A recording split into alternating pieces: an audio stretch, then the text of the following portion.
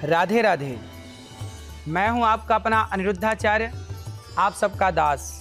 महाराज का मंत्र कार्यक्रम में आपका बहुत बहुत स्वागत है। आज बात करेंगे नशे की, कि आप अपनों को नशे से किस तरह दूर करें। क्योंकि आज शनिवार भी है, इसलिए वो तरीका जान लीजिए जिससे नशा आपसे दूर रहेगा। नशा किसी भी प्रकार का हो, वो खतरनाक होता ही है। इसलिए आज मैं बताऊंगा कि खुद को और अपने बच्चों को, अपने दोस्तों को, रिश्तेदारों को नशे से कैसे बचाएं। घर में नशे का बिल्कुल प्रभाव ना हो, नशे की नो एंट्री हो जाए, उसका तरीका बताऊंगा। आज का उपाय, आज शनिवार का दिन है। शनिवार के दिन शनि से संबंधित उपाय के विषय में आज आपसे बात करूंगा। शनि एक ग्रह है, अतः शनि ग्रह के प्रभाव में आकर मनुष्य को दुख भोगना पड़ता है। शनि के प्रभाव में यदि कोई आता है तो दुख भोगना पड़ता है, क्योंकि शनि ग्रह इस तरह का कार्य करता है। क्योंकि शनि, राहु, मंगल और सूर्य अग्नि तत्व तामसी ग्रह हैं। इनके अंदर जो ऊर्जा होती है वह ऊर्जा एकदम मनुष्य को, कई बार ग्रहों की कुदृष्टि आपको पीड़ा देने वाली हो जाती है। जैसे शनि का प्रभाव कई बार समाज पर, कुछ लोगों पर सही प्रभाव भी डालता है, कई बार बुरा प्रभाव भी देखने को मिल जाता है। जो शनि के प्रभाव से जूझ रहा है वह आलसी होगा, झूठ बोलने वाला, दूसरों की चुगली करने वाला, नशा करने वाला, धूम्रपान की लतों से डूबा रहने वाला हो सकता है। ये सब शनि का ही कार्य होता है। इसलिए आप ऐसा करें कि शनिवार के दिन जो नशा करता है उसके हाथ से आज उपाय हम आपको कह रहे हैं कि आपको किस तरह से नशा से छूटना है। तो शनिवार के दिन काले कलर का दान करें, जैसे काली तिल दान करें, लोहा दान करें इत्यादि। जूता है काले कलर के, वो दान करने से शनि की कुदृष्टि आप पर ठीक होगी।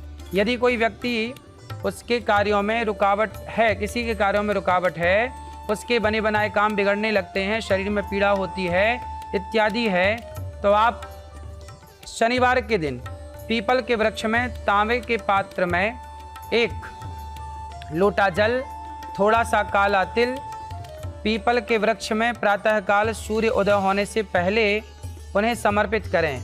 सुबह घी का दीपक जलाएं पीपल के नीचे, दोनों हाथों से पीपल को पकड़ करके पीपल की परिक्रमा करें। 7 बार पीपल की परिक्रमा करें और पीपल को जो सामान आप लेकर के आए हैं वो समर्पित करें। ऐसा करने से शनि महाराज के द्वारा उत्पन्न पीड़ा से मनुष्य को छुटकारा मिल जाता है।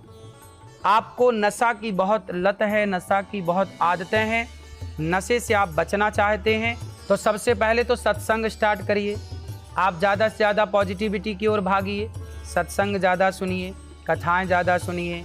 इससे क्या होगा कि आपके भीतर सकारात्मकता उत्पन्न होगी। कोई भी शराबी, सबसे पहली बार जब आप लोगों ने शराब पीना स्टार्ट की तो आप डायरेक्ट दुकान नहीं गए शराब खरीदने। कोई भी शराबी पहली बार दुकान से खरीदकर शराब नहीं पीता। उसे कोई ना कोई, उसके दोस्त, उसके रिश्तेदार उसे पहली बार शराब पिलाते हैं। जब आप दोस्तों के बीच में बैठते हैं, वो कहते हैं यार कुछ नहीं होता, आप पी लो, तो आपको सबसे पहले कोई और व्यक्ति शराब पिलाता है। आप कभी डायरेक्ट पहली बार आप दुकान नहीं गए थे शराब खरीदने। मतलब समाज के उठने बैठने से, समाज के गलत लोगों के साथ उठने बैठने से आप नशा की ओर बढ़े। इसलिए आप नशा करने वाले कैसे बने? समाज ने आपको नशेड़ी बनाया। शराबियों के बीच में बैठ गए तो आपको शराब पीने की लत लग गई।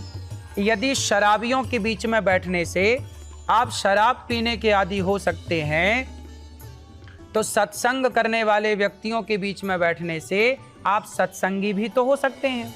यदि गलत जगह जाने से आप शराबी हो गए, आपने पहली बार बाजार से गांजा खरीद के नहीं पिया होगा, पहली बार तो किसी ने आपको गांजा पिलाया होगा, फिर आपको आदत लगी। ऐसे धीरे धीरे समाज बिगड़ती है। और जो बिगाड़ने वाले लोग होते हैं, पहले वो अपने पैसे से आपको शराब पिलाते हैं, गांजा पिलाते हैं, अफीम चरस देते हैं, ताकि आपको पहले लत लग जाए। जब आपको लत लगती है फिर आप घर के पैसे चोरी कर करके और फिर नशे इत्यादि करके बिगड़ते हैं। इसलिए आपको चाहिए कि यदि एक बिगड़ा हुआ व्यक्ति आपको बिगाड़ सकता है तो एक सुधरा हुआ व्यक्ति आपको सुधार भी तो सकता है।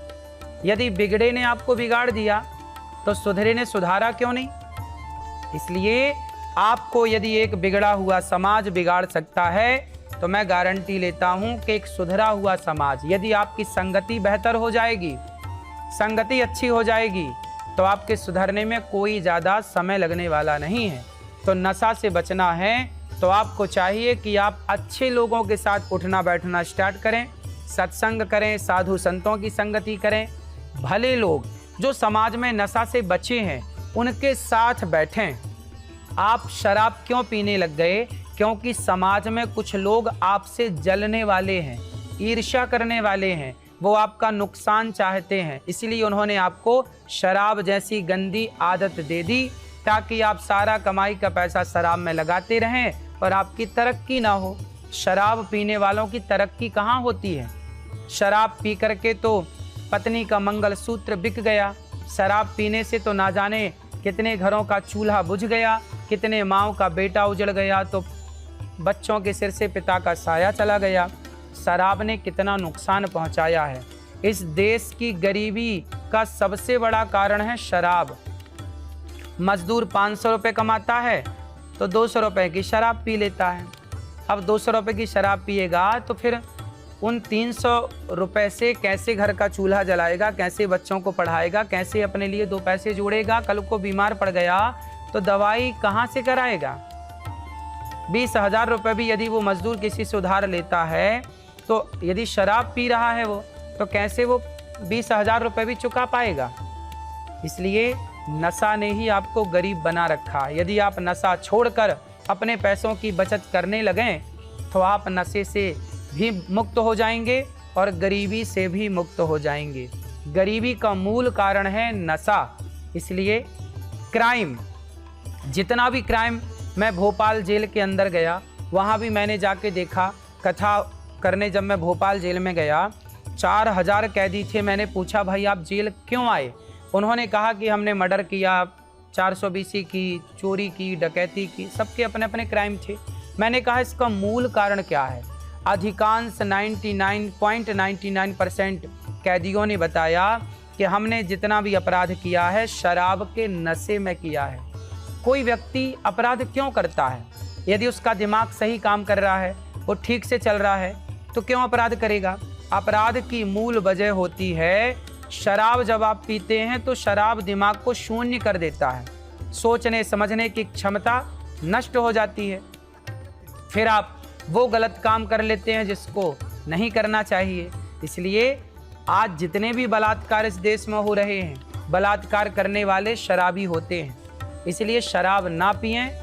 शराब पीकर ही आप गलत काम करते हैं। शराब का परित्याग करेंगे तो आपका भविष्य बेहतर होगा।